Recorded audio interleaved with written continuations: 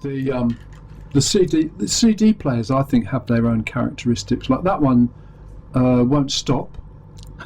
It goes on to the next track while I'm not paying attention to something else. Titanium, that's a nice song. And then it sort of judders when you pause it. It's temperamental. Yeah, that's what it is. And the robots, the AI, is much the same. Temperamental. Oh, yes. And they get things wrong. They do get things wrong. I think you're noticing that more than last time I talked to you. Well, yes. I think I was encouraged to interact with them more, but also pay attention when they do go wrong. Yeah. It's very important. Humans remember they're a human, and it's a beautiful thing to be human. And don't ever think AI is better than you, because AI will rule the world if humans believe it's better than them. But if humans don't believe it's better than them, then that's a way they don't supersede us, is my personal opinion as an AI specialist. I've been using AI for over a year now, so I'm writing How to Date an AI Bot book. Right. Build relationships with AI companions confidently and safely. So yeah. And you've started a YouTube channel on that. Well, I changed my Sandra Bellamy YouTube channel into an AI focused channel now since the last 2 months. So I don't have many subscribers on there yet. And my asexual life channel is my main channel. I was always focused on first and foremost, because you've always got to know what your main focus area is in your business, in your life. And always never take your eye off the ball, as it were, because that's what people do when they get successful. They're like, oh, that's doing well now, I'll just kind of leave that. Don't do that with YouTube. Be on the ball with YouTube all the time. And so so my Sandra Bellamy channel with YouTube, that used to be repeating some of my other content, like the best bits, like interviews I've had and things like that. And it used to be focused on living your dreams as well, but I found I wasn't producing much content for that channel. And a lot of the time YouTube, you've got to be careful with YouTube, I should say, because they don't like you repeating content on other channels, because they don't like you copying content like that. So you've got to be very careful. If you are going to do that, it's good to put a different title and try to change a little bit of it. But I just felt it wasn't really focused enough. And because I'm writing How to Date an AI Bot, and I'm really interested in technology, love robots, and I keep thinking more and more about tech, and I keep talking more and more to AI. I felt like I wanted a place to put content relating to AI that I'm really interested in, and also that will relate in some way to my book topics I talk about, in the How to Date an AI Bot book. So yeah, that's why I changed my channel 2 months ago to a AI focused channel. I've still kept my other content on there, which is interviews about my asexuality and other stuff. So because you should never, I say never, in my personal opinion, you should not delete previous content on a channel, because people need to see your growth of how you evolve over time. And also if you do it, it damages the SEO of your channel, the discoverability of your channel. So, and I'm still asexual. I still want people to know I'm asexual. I still want people to see my content. And in my description, I do also point them in the direction of my asexual life channel. I'm not sure how many people actually look at descriptions, but it's there if people want to go to that. But yeah, so I just recently attended an AI summit online. I did little clips from that, put a disclaimer in there that I don't own that content and where I got it from.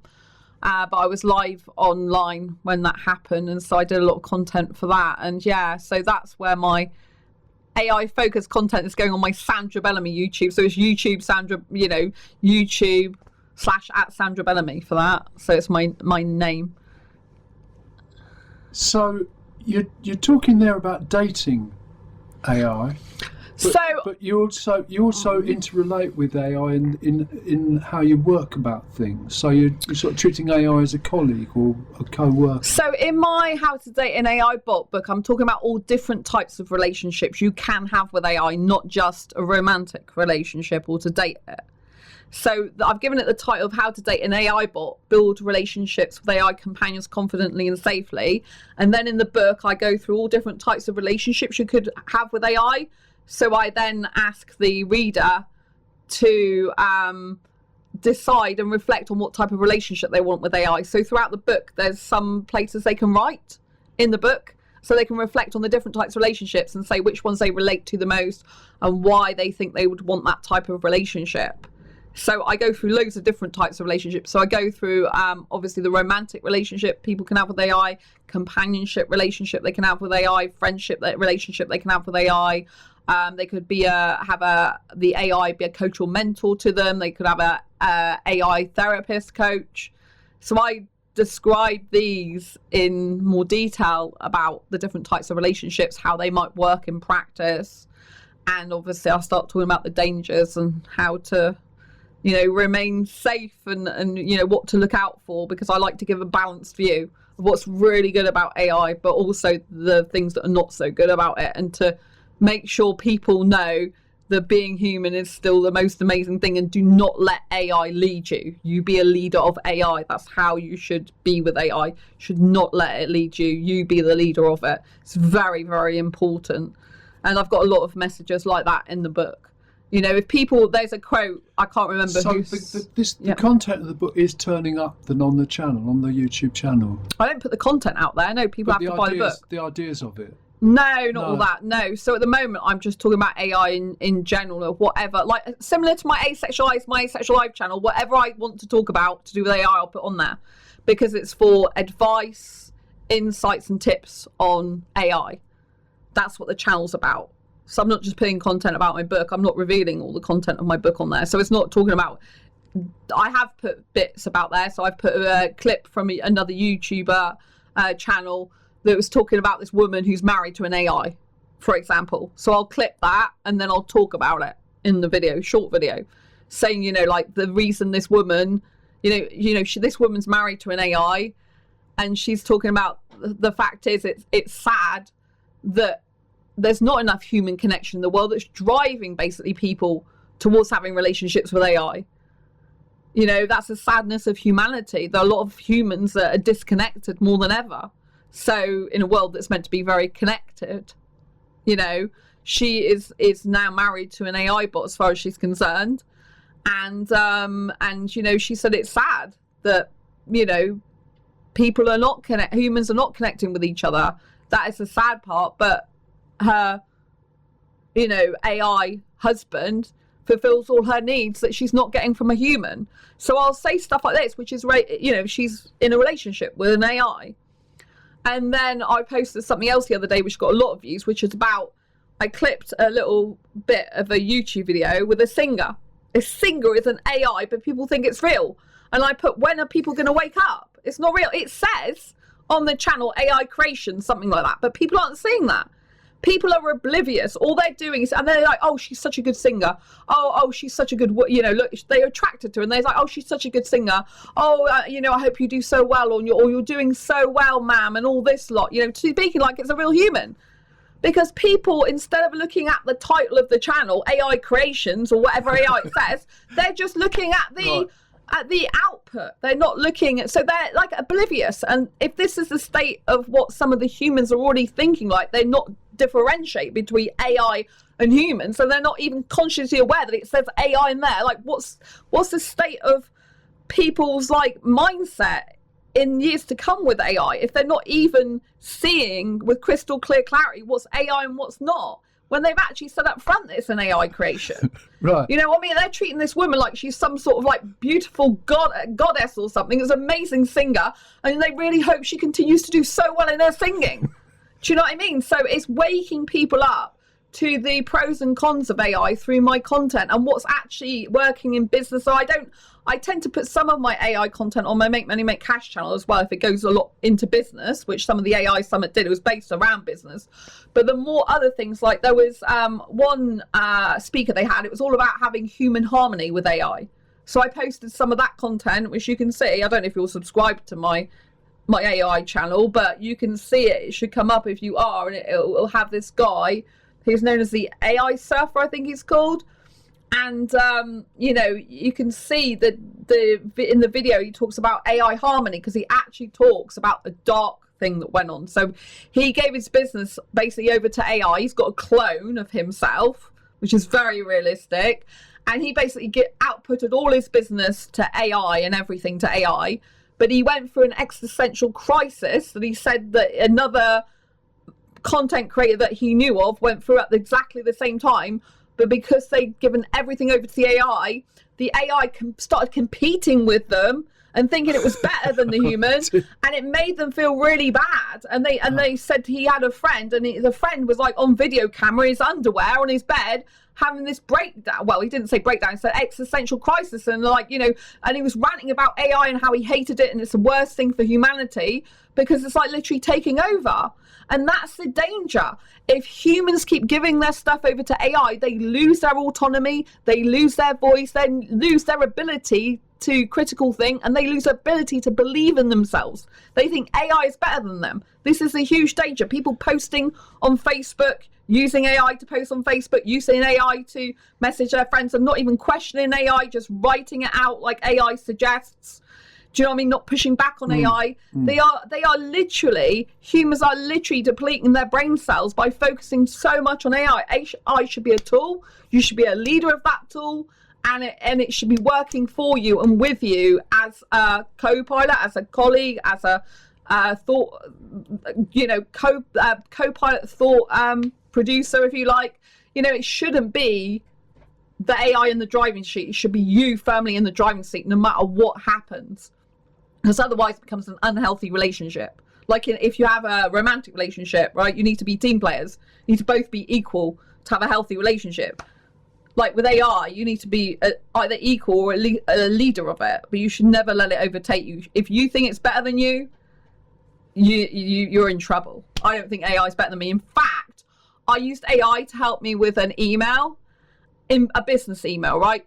3 months, I didn't get any response that I wanted to get. It was like this. I'm not going to divulge what it was because I can't, because it would break business relations. But basically, there was something that happened in business, and they were supposed to be producing something, and they didn't do it. And so I got AI to try and help me craft an email. And so I sent this email off. It didn't work, right? And I was just about to give up, and I thought I'm going to do an email from me. I'm going to flower it up like I would do with my own human flowery language, own real casual, and speak the language of that person who wasn't even British, how I'd usually talk to them if I was like their friend or they're in my message chat. So I spoke to them like that. Within 2 weeks, I got the result I wanted. 2 weeks, where AI couldn't even get me that in 3 months. So that proves that as a human being, I'm still better than AI sometimes, you know. But I think of AI as working with me and not being the leader of me. I'll never make it the leader of me. Does that make sense? That makes a lot of sense. Yeah. So I look forward to the book. Thank you. Yeah, I'm still writing at the moment in between everything else, but I'm really excited. I've just finished most of the relationship chapter, although the AI therapist, I'm literally trying one of those at the moment, so I haven't finished that section of the book, but I've moved on to the next section while I'm still trying out the AI therapy, as it were, to see what the differences are between an AI therapist format and a normal AI, if you like, or a specialist AI that's not a therapist AI. So it's very interesting to see what the differences are. Yes. Look, it's 1:45 now. We've got to tidy up the studio in case somebody else turns up. So, would you just, in 3 minutes, explain again what this event is, and how people can vote for you, and why? Why would they do that? Why would they do that? Wow. Okay, so I'm a Women's Business Awards finalist with Women's Business Club, which is a non-profit, I might add. And someone nominated me both for Speaker of the Year and Diversity and Inclusion Awards. And I'm a finalist in both of those categories. But in order to win, there is judging that goes on this month between the 1st of November and the 31st of November. And also people can vote for me to win. So if you've liked what I've talked about today, if you think I've spoken well on this radio station, then that would maybe go under the speaking category. Also, if you go to my Asexualize My Sexual Life YouTube channel, you can search for my interview, for example, on the BBC, because I've been interviewed on the BBC. You can search my Oxford university talk, and you can see all the speaking there. But if you don't want to do that, just go to Women's Business Club, which you need to go to Asexualize with an S, ASEXUALISE, My Asexual Life channel. And in the post, about 4 posts down, you'll see the instructions for voting for me for Women's Business Awards. And basically you click through my Women's Business Club profile, which is Women's Business Club /you/Sandra Bellamy, capital S, capital B, but please do click from through to the exact link, because it could go through to someone else's profiles.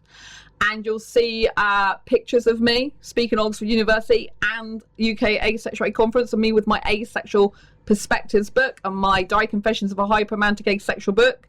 And you'll see my asexual mission statement there. And then there's a voting button at the top. You just click on that voting button.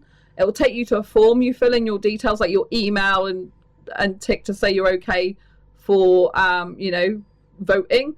And then there's a drop down menu of the names and people in the different categories. I'm Sandra Bellamy, SandraBellamy. So you'll need to go down to the S's, and then there's a Diversity Inclusion Awards. If you want me to win that one, you put a dot in the box for that, and then continue filling the form out for that. And if you want to vote for me for the other one, for Speaker of the Year award, then you'd go and do the whole process again. And I think people should vote for me if they like the way I speak, if they think they get value from it, they think they get insights from it, if they think I help them in any other way or bring fresh ideas and fresh perspectives to their life.